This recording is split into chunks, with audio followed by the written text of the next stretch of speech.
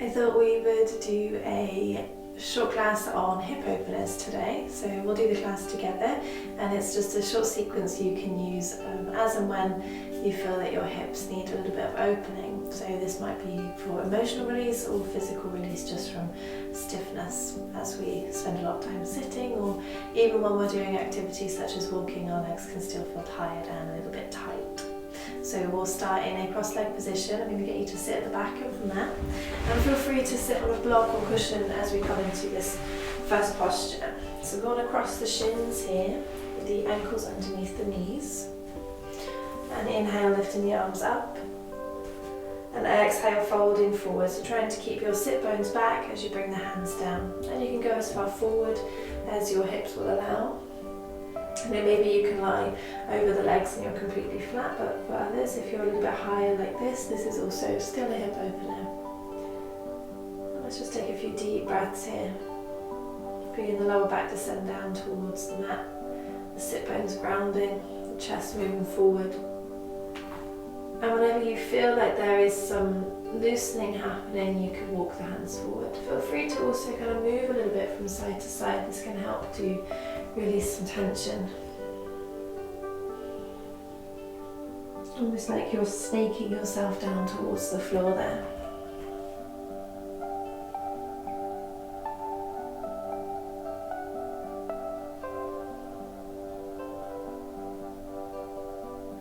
And slowly we'll just walk the hands back in. Take the hands behind you, lean into the hands and change the cross of the legs, remembering crossing the shins, ankles underneath the knees.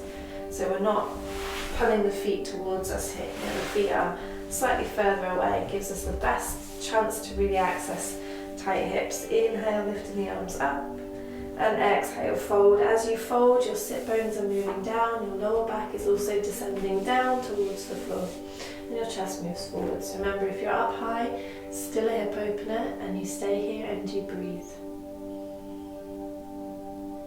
Of course, if you can go lower, then go ahead. You just go to the point that your body can go without forcing, without straining. Feeling that you're really keeping that grounding, that moving of this outer hip, the crease of the hip back. And again, if you want to, you can wiggle a little bit from side to side. It helps to loosen up the side of the body and give you a little bit more length, helping to go a bit deeper into your hip opener.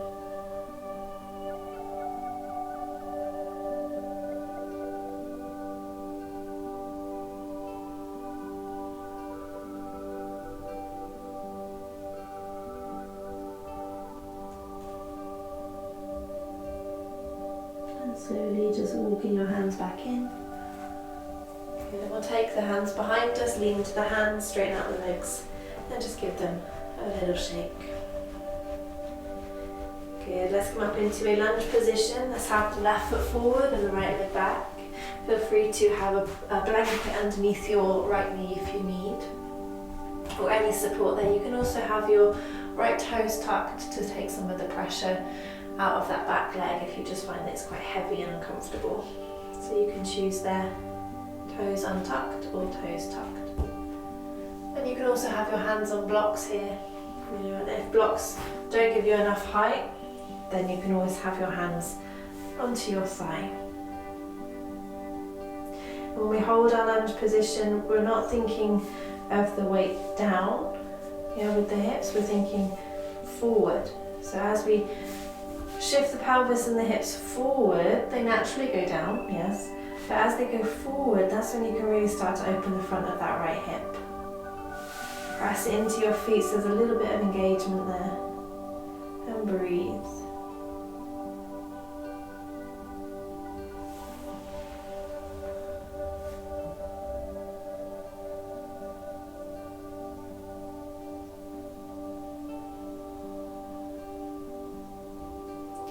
Change sides now, so we'll bring the hips back slightly and then slide the left leg back as you take the right foot forward. So again, you just find a position for your hands. They can be on the floor, you can have blocks underneath the hands, and you can even have the hands up onto the thigh. You can untuck the left toes or keep them tucked, whatever feels more comfortable for your back leg. And breathe here. So again, as you hold this, you're thinking forward with the hips, not down.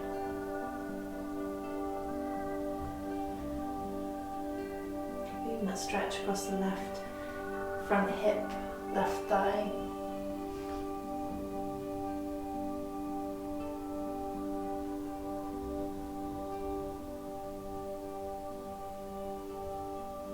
Just a couple more breaths.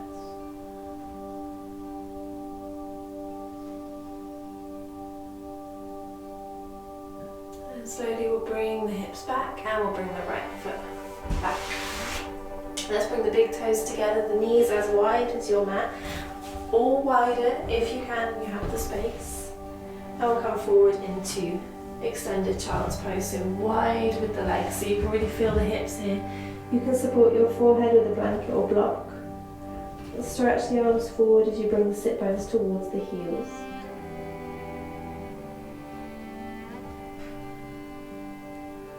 So a lovely bit of chest opening and shoulder opening here as well. But really you're trying to access the groin, so bringing the hips back. Keep pressing into the tops of the feet, the shins can press down slightly as well. Accessing that deep part of the hips right into the groins.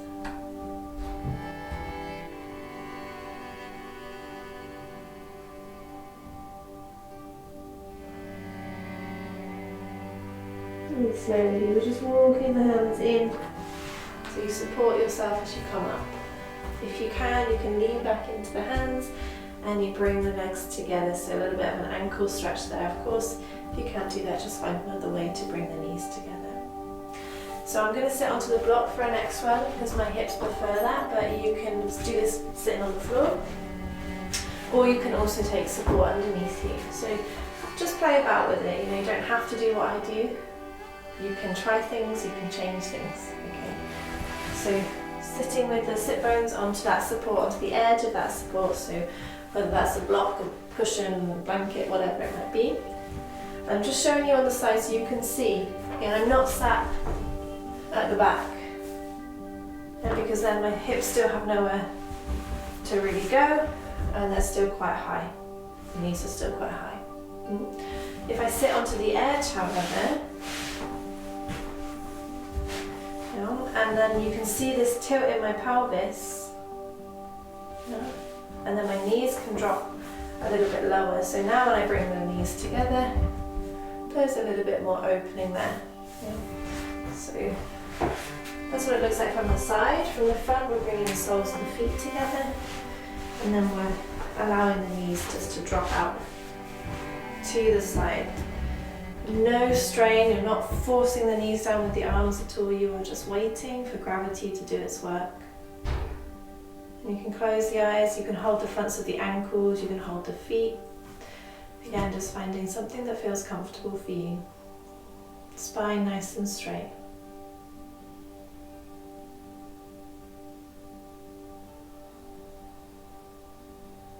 And when we work with the hips, it's such a lovely release.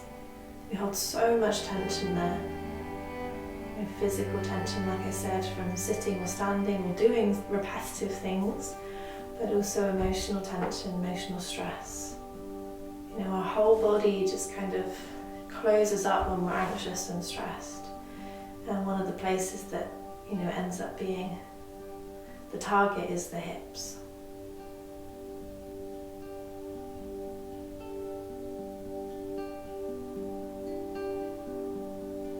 And slowly we'll just bring the knees together. You can help with your hands. And then making your way to stand. Give yourself a hug first, just allowing the hips to switch off. And then when you feel the hips relaxing, that's when you can come to stand. So you just put your props to the side, we're not going to use them at this point. And we'll come to the long side of the mat here instead of the top of the mat. Bring the hands to the hips, bend the knees, and then we'll step the legs wide. So we'll take a warrior two, bring the left toes in, the right toes out. Good. Extend the arms out, inhale, Make sure your shoulder blades are moving slightly together, your shoulders are relaxed away from the ears, and then exhale, bending into your right knee, Virabhadrasana 2. So try and avoid leaning over the right leg. Move your torso back, so you're really allowing the hips to open out to the side. As your right knee, inner knee goes this way, your outer left thigh moves this way. Yeah, this is where we can really start to open the hips, you know, like opening a book.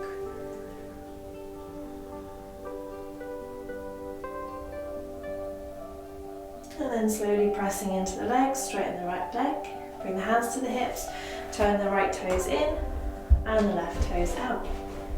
So feel free to adjust the legs, you know, sometimes we're not equal on both sides, we can go deeper with one hip than we can the other, and that's just the way our body is, so you know, adapt your postures to suit that. And then inhale, lifting the arms out. Exhale, bending into your left knee, so your left inner knee wants to go this way, and your right outer hip wants to go back.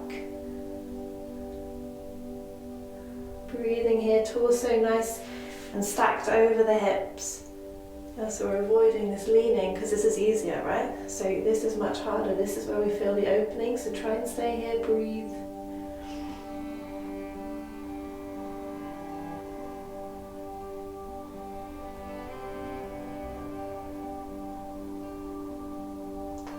Slowly, let's straighten the right leg, the left leg, drop the hands, bring the toes forward and step the legs together. Deep breath, just sighing all of that emotional release out.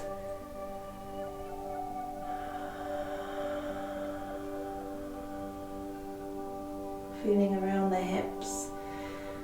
Just connecting with that space, connecting with the space that you've created that allows your spine to lift, that allows your feet to ground, that we no longer feel like we're closing off, like we are kind of protecting ourselves. We can allow this opening to happen.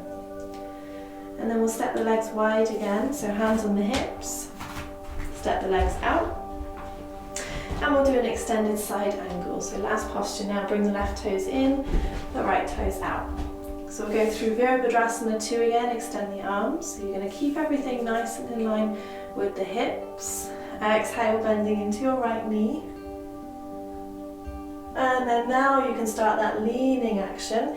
So you create the length here, you lean over, bring the forearm to your right thigh and your left arm up.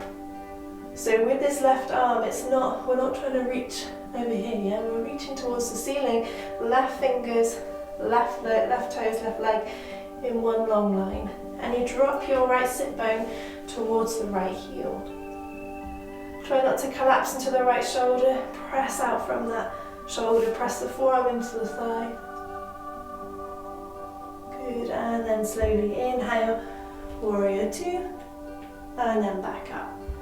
Good, release the hands, bring the right toes in, the left toes out. And we'll go again, warrior 2. So arms out, inhale, exhale. So stacking shoulders over hips. Imagine, you know, your hips like a book. Yeah, there's action happening through the hips. Strong in the legs. And then we'll reach now, so you can allow your left side, your left hip moves back, your left arm goes forward, forearm to the thigh, and the right arm up. So again, right arm, right toes in one long line, and try not to collapse into the left shoulder. So you press your forearm down and you lift the chest away from the left leg, and then your left sit bone drops towards the left heel. Use your back leg, use that right leg, press into the outer edge of the foot. Just a couple more breaths.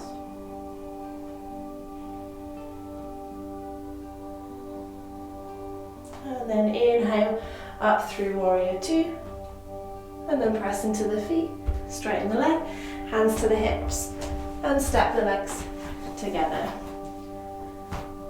Again, feel the hips now. Sighing out all of that release. You know, all of this kind of connecting point. Yeah, our lower legs to our legs to the upper body, lower body to the upper body, all connects around the pelvis and the hips. You know, so opening this can just put everything back into harmony and make us feel, again, like we can open, that we don't have to close, we don't have to feel vulnerable. So just enjoying that feeling now as you stand in Tadasana. Nice deep breath.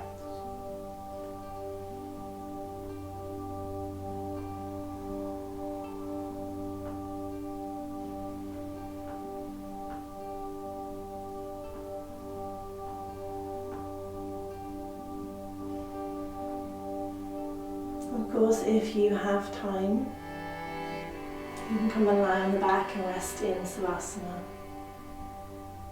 Or maybe you wish to continue with your day, or maybe you now wish to do a full-length practice. So I'll leave you here deciding whether you want to carry on with your day or relax.